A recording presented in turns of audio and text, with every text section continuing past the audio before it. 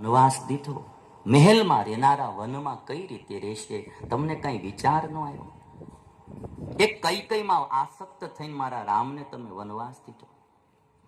અને ત્યારે દશરથ રાજા બે હાથ જોડીને કહે છે, દેવી ભાગ્યા ઉપર તમે મીઠું ન ભભરાવો. દેવી મને ગમ્યું નથી રામને વનવાસ દેવાનું, પણ દેવી છઠ્ઠા દિવસની રાત હતી અને દશરથ કૌશલ્યાને કહે છે કે દેવી આ જે કંઈ આજ હું દુઃખી છું, તમે દુઃખી છો, આ બધાનું કારણ મારી જુવાનીમાં કરેલું પાપ છે. હું દુઃખી, તું દુઃખી, આખી અયોધ્યા નગરી દુઃખી, એનું કારણ મારું પાપ કર્મ છે. અને પછી જે એને વાત કરીને આખી ભાઈ કે હું યુવાની અવસ્થામાં યુવરાજ હતો અને હું ત્યારે શબ્દવેધી ખ્યાતિ પામેલો, શબ્દને આધારે બાણ મારી દઉં, નિશાન જોવાની જરૂર નહીં, શબ્દ સંભળાઈને બાણ મારું, મારું નિશાન ન ચૂકાય, આવો શબ્દવેધી બાણાવાળી હતો. એક દિવસ ચોમાસાનો સમય હતો અને હું વર્ષા ઋતુમાં શિકાર ખેલવા ગયેલો, સરયુ નદીને સામે કાંઠે અવાજ આવ્યો ને મેં અવાજને આધારે બાણ માર્યું. મને એમ કે કોઈ મૃગ પાણી પીવા આવ્યું અને બાણ એક તપસ્વીને લાગ્યું. એ તપસ્વી એટલે શ્રવણ. અને જ્યારે હું એની પાસે ગયો અને ત્યારે એ તપસ્વી મને એટલું કહ્યું, મેં શું અપરાધ કર્યો તો તે તમે મને બાણ માર્યું? મને મારી અને તમે મારા અંધ માતા પિતાનો એક આધાર હું હતો, એ આધાર પણ તમે છીનવી લીધો. હવે મને બાણથી પીડા થાય છે, તમે આ મારું બાણ બારું કાઢી દો. દશરથ કે મેં બાણ બારું કાઢી દીધું. અને ત્યારે તપસ્વી મને એટલું કીધું કે તમે જ જઈને આ સમાચાર મારા માતા પિતાને આપો કે મેં આવી રીતે મારાથી બાણ વાગી ગયું છે, નહીતર મારા માતા પિતા જે છે એનો ક્રોધ તમને ભસ્મ કરી નાખશે. એ બી તપસ્વી છે. દશરથ કૌશલ્યાને કે મેં એના માતા પિતા પાસે જઈને મારો અપરાધ કહી દીધો, મારાથી આવો અપરાધ થયો છે, તમારા દીકરાને બાણ મરાઈ ગયું છે. એના માતા પિતાએ મને કહ્યું કે અમને એમની પાસે લઈ જાઓ. એના માતા પિતાએ મને એટલું કીધું કે આ અપરાધ તમે સ્વયં આવીને કહી દીધો એટલે વાંધો નહીં, નહીતર તમારા મસ્તકના 1000 ટુકડા થઈ જાય. અને તમે જે બાણ માર્યું એ જાણી જોઈને નથી માર્યું, અજ્ઞાનતાથી માર્યું છે, એટલે અમે માફ કરી દઈએ છીએ, નહીતર તમારા આખા રઘુકુળનો વિનાશ થઈ જાય. માતા પિતાઓ કહે, સમજવાની વાત તો આમાંથી બહુ છે ભાઈ. કોઈ રાજી થાય એવું કામ કરવું ને એ આશીર્વાદ ને, કોઈ દુઃખી થાય એવું કામ કરવું ને એ હાય ગમે તે દી નડ્યા વિના રહેતી નથી. શરૂઆત તો ઘરેથી જ કરી દેવી. ઘણી વાર મા બાપ સાસુ સસરાને આપણે પીડતા હોય, દુઃખી કરતા હોય, કંઈક વેણ મારીને કંઈક બોલી કાઢવી, એનો આત્મા દુખાતો હોય, એ ગમે તે દી નડ્યા વિના રહે નહીં. ઘણી વાર પતિઓ પત્નીઓને ત્રાસ ગુજારતા હોય છે. પછી હું એના માતા પિતાને શ્રવણ પાસે લઈ ગયો અને એના માતા પિતાએ શ્રવણનું મસ્તક ખોળામાં લીધું, શ્રવણને આશીર્વાદ દીધો, બેટા તે અમારી બહુ સેવા કરી છે, જા તારી સદગતિ થાય એવો તને આશીર્વાદ દઈએ છે. અને શ્રવણે પોતાનો આત્મા છોડી દીધો, પ્રાણ શરીર છોડી દીધું. અને પછી મને એના માતા પિતાએ એવું કહ્યું કે હવે અમારું બેયનું મૃત્યુ અમારા પુત્રના વિરહમાં થશે, એમ જા દશરથ, તારું મૃત્યુ પણ તારા પુત્રના વિરહમાં થશે.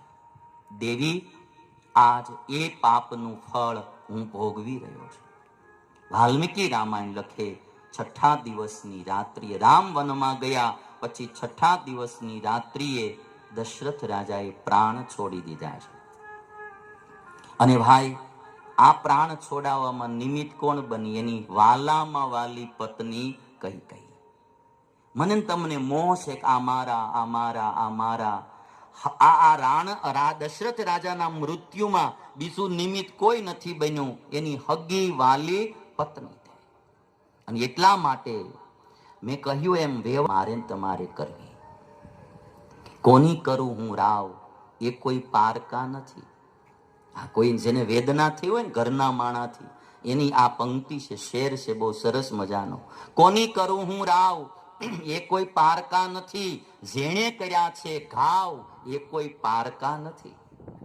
કોની કરું હું રાવ એ કોઈ પારકા નથી, જેણે કર્યા છે ઘાવ એ કોઈ પારકા. દશરથ બોલીએ કે ના, આજે મને ઘા કોને કર્યા? મારી વાલામાં વાલી પત્ની કૈકેયીએ કેવા વેણ માર્યા. દશરથ રાજા કે કઈ તારો ભરતજી ભલે ને ગાદી આવે, પણ વન નો દે મારા રામને. કેટલી વિનંતી કરી, તારે જોઈ તે બીજું વરદાન માગી લે. અને ત્યારે કઈ શું કે, તમને એમ હતું કે કઈ વચનમાં શેવડો સવાણું માગશે? વચન દેતા પહેલા વિચાર કરવો જોઈએ. આમ બોલ્યો, તમને એમ હતું કે આ કઈ આ વચનમાં વરદાનમાં ચવાણું શેવડો માંગશે? કેવા આમ કહેવાય ને કે વૃક્ષનું મૂળિયું કપાઈ ગયું હોય પડ્યું હોય ને, એમ દશરથ રાજા ભૂમિ ઉપર પીડ્યા હતા. એક વાર પણ કઈ ઊભા નથી કર્યા. રામાયણમાં લખ્યું છે જ્યારે દશરથ રાજાનું મૃત્યુ થતું હતું ને, ત્યારે દશરથ રાજાએ કીધું હતું કે મારા શબને કઈને અડવા ન દેતા, અડવા ન દેતા. મેં એક પ્રસંગ સાંભળેલો છે, બનેલી ઘટના છે. બે દીકરા એના મા બાપને હાંચવા નહીં, અને એના મા બાપ શોકમાં ને શોકમાં. અમુક સ્વમાની માણસો હોય, અમુક પાત્રોની આપણને ખબર પડી જવી જોઈએ. અમુક વ્યક્તિ કેવા હોય, સ્વમાની હોય. એને એનું સ્વમાન ઘસાય ને ઘવાય ને ભાઈ, એને એનું દુઃખ બહુ લાગે. કારણ કે આખું મોભાભર જીવન જીવા હોય, અને પછી છોકરાઓ કઈ પૂછે ને અડધૂત કરે, એ માણાને એનો આઘાત લાગે ને, એ મૃત્યુ સમાન હોય. બબે દીકરાઓ, અને મા બાપને હાંચવા નહીં, રાખ્યા નહીં, અને એના માતા પિતાઓ પછી સુઈસાઇડ કરીને મૃત્યુ પામ્યા. અને આત્મઘાત કરીને મરતા પહેલા સુઈસાઇડ નોટમાં એના બાપા લખતા ગયેલા કે મારા શબને મારા છોકરાને હાથ પણ ન અડાડવા દેતા. અને પછી એમ કહેવાય છે કે એની દીકરી એક હતી સાસરે ગયેલી, એ દીકરી સાસરેથી આવી અગ્નિ સંસ્કાર કરવા માટે. અને જ્યારે એના બે દીકરાઓ પછી અગ્નિ સંસ્કારમાં તો આવવું પડે, આવ્યા જ્યારે અગ્નિદાહ દેવા જાય, દીકરીએ ના પાડી, બેને ના પાડી દીધી. બાપાની છેલ્લી ઈચ્છા આ હતી, તમે હાથ ન અડાડતા, અગ્નિદાહ હું આપીશ. ઘરના યદી બાપાને એમ થાય કે મેં આખી જિંદગી કોની માટે હું કમાણો, મેં આ કોની માટે પાપ કર્યા, કોની માટે આ હાચા ખોટા કર્યા, કોની માટે આ કાળા ધોળા કર્યા, દગાદુગી કર્યા, આ પાપના પોટલા મેં કોની માટે બાંધ્યા? છોકરાઓ માટે ને. એ છોકરા તો આજે રાખતા નથી. તેથી જો ઈ બાપા જો અટાણે અહીંયા બેઠા હોય ને, મારી કથા એના ગળામાં આમ શીરો ઉતરે ને એમ હેઠી ઉતરી જાય. ને વાત તો રાઈટ છે. અને જેથી જેને અનુભવ થાય તેથી, અમારામાં ઘણાને થયેલો છે બિચારાને, તમારામાં થતું હોય. એટલે કરવું બધું, છતાંય હું તો એવું માનનારો માણા, આપણે આપણું કર્તવ્ય નિભાવવાનું. હું તો અત્યારથી ઓલરેડી એવી તૈયારી કરીને બેહું છું કે આપણે આની માટે જે કરતા હોય કરતા, એ આપણું કર્તવ્ય આપણે કરીએ. કાલ કદાચ નો હાચવે તો એને દોષ દેવાનો નહીં, એ આપણા ભાગ સમજીને પ્રભુ ભજવાના. હું એવી બી બધી તૈયારી, બહુ માનસિક રીતે બધી તૈયારી રાખું, જેથી કરીને આપણને શોક ન લાગે, એકદમ આંચકો ન લાગે જીવનમાં. મારી હારે આવું થયું, મને આને આમ કર્યું, મેં આને આવી રીતે રાખ્યા હતા ને એને મારી હારે આવો દગો કર્યો. તૈયારી રાખવાની, હું એકલો આત્મા છું, મારા પરમાત્મા. આ કોન્ટેક્ટ જો બનાવી રાખો ને ભાઈ, ગમે એવી પરિસ્થિતિ જીવનમાં આવે ને, તેથી ધીરજતા તો રહીને આપણે ડગી ન જાય. આ કથા એટલા માટે હું થોડી ઊંડાણપૂર્વકની કરું, વિચાર કરી રખાય. પતિ હોય, પત્ની હોય, ભાઈઓ હોય, પાર્ટનર હોય, ક્યારે બી કોણ પણ અવળું થઈ શકે, દગો દઈ શકે, ઊંધા નીકળી શકે. તેથી આઘાત ન લાગે. હું આત્મા ને મારો પરમાત્મા. અને કવિ બોલે, કોની કરું હું રાવ એ કોઈ પારકા નથી, જેણે કર્યા છે ઘાવ એ કોઈ પારકા નથી. દરિયો તો ખેર કોઈનો થતો નથી, મગર જેણે ડૂબાવી નાવ એ કોઈ પારકા નથી. અમારી નાવ જેને ડૂબાડી એ કોઈ પારકા નથી. અને ભાઈ, જેને આપણી દુર્દશા કરી હોય ને, એવડાઈ પાછા ઉપરથી આપણી દયા ખાતા હોય. એક બેફામનો શેર છે, બેફામ મૂળમાં તો હું જીવ છું ગગનનો, આકાશનો જીવ છું. આ તો વાસનાને કારણે, અજ્ઞાનને કારણે આ પૃથ્વીમાં આવી ચડ્યો. બેફામ મૂળમાં તો હું જીવ છું ગગનનો, એ તો ભૂલો પડ્યો ને આવી ગયો ધરામાં. ભૂલો પડ્યો ને આવી ગયો ધરામાં. બેફામ બંધ આંખે તું કેમ જોઈ શકશે, બેઠા છે મારનારા પણ તારા ખરખરામાં. બેઠા છે મારનારા પણ તારા ખરખરામાં. જેને તને મારી નાખ્યો ને એ તારા ખરખરામાં આવ્યા. જોતો ખરો તું. અને એટલા માટે ઈશ્વરની ભક્તિ કરી લેવી. 84 લાખ પ્રકારના શરીરમાં 83,99,999 શરીરમાં ક્યાંય ઈશ્વરની ભક્તિ નથી થતી.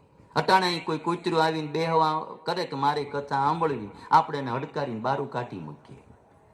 કોઈ ગધેડાને એમ થાય કે આજે તો મારે ભગવાનના દર્શન કરી જ લેવાનું, જો મંદિરના પગથિયા ચડી ગયું, આપણે એને હડકારીને બારું કાઢી નાખીએ. 84 લાખમાં 83,99,999 ક્યાંય ઈશ્વરની ભક્તિ નથી થતી. એક આ માનવ દેહ ભક્તિ કરીને મુક્તિ પામવાનું શરીર, અને એ જો આપણા હાથમાં હોય, આને વ્યસનમાં ખોઈ ન નાખવું, આને પાપ કરવામાં ખોઈ ન નાખવું, આને ભોગ ભોગવવામાં ખોઈ ન નાખવું. આ તો ભાઈ ચિંતામણી મળી છે. આને ભક્તિ કરી, સત્કર્મ કરી, ઉપરવાળો રાજી થાય એવા કર્મ કરી અને બેડો પાર કરી લેવો. ભાઈ બેડો પાર કરી લેવો. જુનાગઢમાં અમારે ગોવો હતો ને, તો એને અમારા સંતો સ્વામિનારાયણ એમ કે ગોવા સોનાનો હુંડલો હોય એમાં છાણ ભરાય, ગો કે ન ભરાય. સોનાની કોદાળી હોય એનાથી બોરડીના ઠૂઠા ખોદાય, ગો કે સ્વામી ન ખોદાય. હાથમાં ચિંતામણી આવી હોય એનાથી કાગડા ઉડાડાય, ગો કે ન ઉડાડાય. તો સ્વામી કે ગોવા આ જે માનવનું શરીર છે ને, એ તો સોનાના સુંડલા જેવું છે. આમાં વિષય ને અભક્ષ્ય વસ્તુ ન ભરાય, આમાં તો હરિનું નામ ભરાય. બેટા આમાં અયોગ્ય વસ્તુ ન ભરાય આ મોઢામાં નાખી. અને બેટા આ જે આ મનુષ્યનું શરીર એ તો ચિંતામણી છે, એનાથી કાગડા ન ઉડાડાય, વિષય ભોગમાં ને વ્યતીત ન કરાય, ઈશ્વરની ભક્તિ કરાય. ઈશ્વરના દરબારમાં જઈને શું કહેવું આપણે? આવી હારી માનવ રૂપી ચાદર ઓઢાડી હતી. હવે આ ચાદરને નકરી ભોગમાન, વિષયમાન, રાગ દ્વેષમાન, કામમાન, ક્રોધમાન ન કરવાના કામ કરી કરીને બગાડ્યા જ કરી, દાગ લગાડ્યા જ કર્યા. હવે મેલી ચાદર ઓઢી ઈશ્વરના દરબારમાં કઈ રીતે જાવ? કબીરદાસની કોઈની પંક્તિ છે, મેલી ચાદર ઓઢ, કબીરદાસની નહીં બીજાની છે. મેલી ચાદર ઓઢ કે કૈસે દ્વાર તુમારે આવ. હે ભગવાન, આ ચાદરમાં બહુ દાગ લગાડ્યા. હું જન્મો ત્યારે તે મને કેવી હારી નવી એકદમ ચોખ્ખી ચાદર આપી હતી.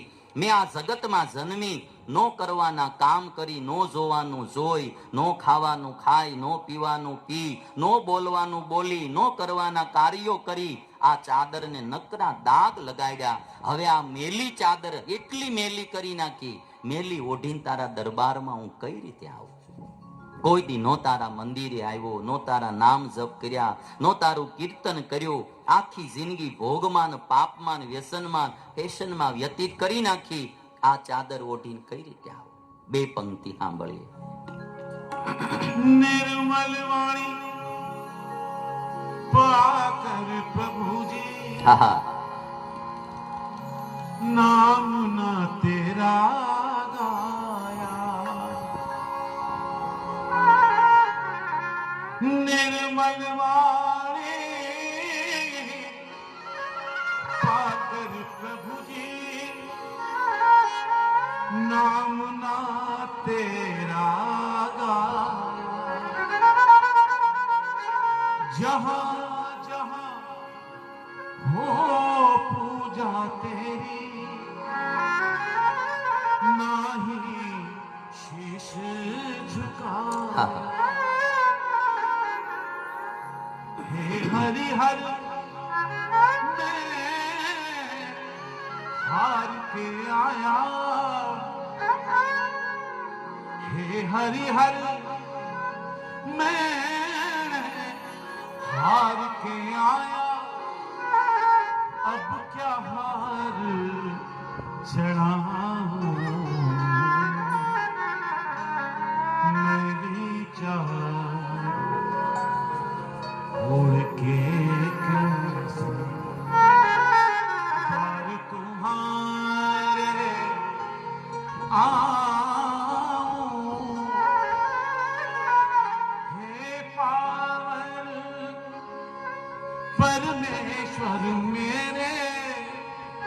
किस बिद शीश झुकाऊं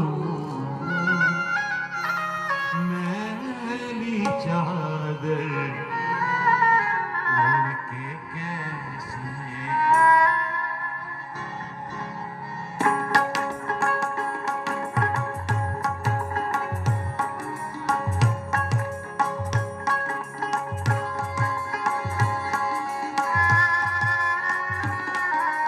આહા.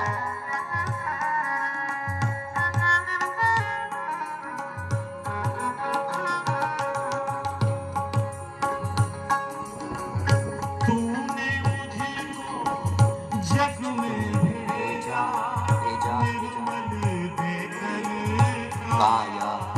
આહા. मुझको जग में भेजा निर्मल देकर काया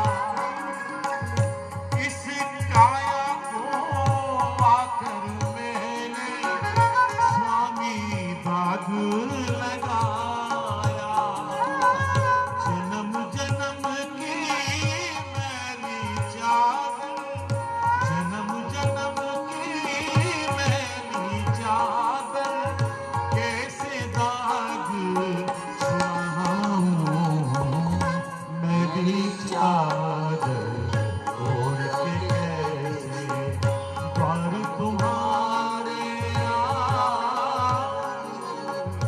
हे पावन परमेश्वर मेरे किस बिद शीश झुकाऊं मैली चादर ओढ़ के कैसे मैली चादर ओढ़ के कैसे मैली चादर ओढ़ के कैसे ભાલા ભક્તો, મને ને તમને ઈશ્વરે નિર્મળ કાયા આપી છે, એને દાગ ન લગાડવા. સારું ભગત થાવું આપણે બધા. ડોક્ટર થાવું, એન્જિનિયર થાવું, વકીલ થાવું, શિક્ષક થાવું, વક્તા થાવું, મહંત થાવું, કોઠારી થાવું, એની કોઈ ના નથી. પણ મરતા પેલા હારા ભગવાનના ભગત પણ થાવું. હું વનવે વાત એ કોઈ નહીં કરતો. રૂપિયા વાળું થાવું, એની કોઈ ચીજની હારે વિરોધ નથી. વિરોધ ખાલી જેમાંથી આપણે દુઃખી થવાના છે એનો જ છે, બાકી કોઈ નહીં. સુખી થવા એવા માર્ગે જાવું. હા, સુખમાં ભ્રમ હોય. તમને એમ થાય અમે જઈએ છીએ સુખી થવા જઈને હાજે બોટલ મારી છે, હું કઈ દુઃખી થવા પી છે? હાજે જે એક એક પેક મારી છે સુખી થવા જ પી છે, પણ એ આપણો ભ્રમ છે. એ સુખનો માર્ગ નથી. એનો બી એક ચાર્ટ તમને બતાવું. જો ભ્રમ કેવો હોય, આપણે માન્યું હોય કે આ સુખ છે, પણ એ દુઃખનો માર્ગ હોય. આપણે રોગી છે, આપણને રોગ લાગુ પડ્યો એટલે આપણને એમાં સુખ દેખાય છે. એક નિરોગી માણા હોય, એક રોગી માણા હોય. નિરોગી માણા હોય એને તમે લાડવો આપો તો એને કેવો લાગે? મીઠો લાગે. નિરોગી માણા હોય એને લાડવો ખવડાવો તો એને મીઠો લાગે. અને એનો જેને તાવ આવ્યો હોય, કાળ ઝાળ તાવ ભાઈ, અને તાવ વાળાને તમે લાડવો લગાડો, ખવડાવો તો એ લાડુ એને કેવો લાગે? એ લાડુ એને કડવો લાગે. આમાં અનુભવ હોય, ઊંચી આંગળી કરો. તાવમાં કડવું લાગ્યું એવા ઊંચી આંગળી અનુભવ થયો હોય તમે બધા એમાં થરખી કરો ભાઈ. એમાં ક્યાં તમારે આમાં બીજું કઈ દેવાનું છે? દાન કઈ દેવાનું નથી કઈ, બરાબર છે? આ આપણા બધાનો અનુભવ છે, બરાબર? કે નિરોગી હોય એને લાડુ મીઠો લાગે અને રોગી હોય એને લાડુ કડવો લાગે. ઈશ્વરની ભક્તિ, સત્કર્મ, પુણ્યના કાર્ય છે તો લાડવો, પણ જે નિરોગી હોય ને એને મીઠો લાગે, અને જેને વાસના રૂપી રોગ લાગુ પડ્યા હોય એને કડવો લાગે. એને લાડવો મીઠો ન લાગે. અને બીજી ચીજ તમે જોશો, એક નિરોગી માણસ છે અને બીજાને સર્પ દંશ થયો છે.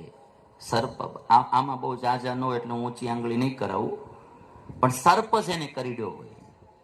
હવે તમે જોજો, જે નિરોગી માણા હોય એને લીમડો તમે ખવડાવો ને એટલે એને કડવો લાગે, અને જેને સર્પ કરડ્યો હોય એને તમે લીમડો ખવડાવો ને મીઠો લાગે, કારણ કે એને ઝેર ચડી ગયું છે.